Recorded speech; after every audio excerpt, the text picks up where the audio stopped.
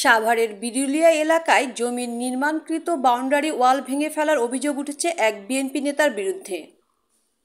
২৭ ফেব্রুয়ারি বৃহস্পতিবার সকালে জমিতে দেয়া নির্মাণকৃত বাউন্ডারি ওয়াল ভেঙে ফেলা হয়।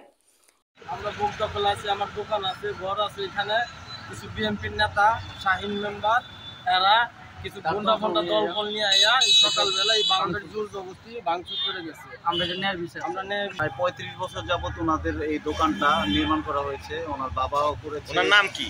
ওনার নাম শিমুল দাস। শিমুল দাস। ওনার বাবাও করেছে দোকানটা। ওরা কিভাবে জমির মালিকানা? পৈতৃক সূত্রের মালিক। পৈতৃক সূত্রে।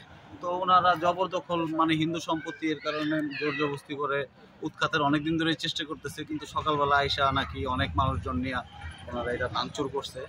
এ ব্যাপারে জমির মালিক বিরুলিয়া ইউনিয়নের কাকার খেয়াঘাট গ্রামের মৃত শ্রীরামপুর দাসের ছেলে শিমুল দাস, স্থানীয় বিএনপি নেতা, বিরুলিয়া ইউনিয়নের সাধারণ সম্পাদক শাহিনুর রহমান শাহিন সহ ৫ জনের বিরুদ্ধে সাভার মডেল থানায় একটি লিখিত অভিযোগ দায়ের করেন। এই ব্যাপারে জানতে চাইলে বিএনপি নেতা শাহিনুর রহমান শাহিন বলেন, বাউন্ডারি ওয়াল ভাঙার বিষয়ে আমি কিছুই জানি না, আমার নামে মিথ্যা অভিযোগ দেওয়া হয়েছে।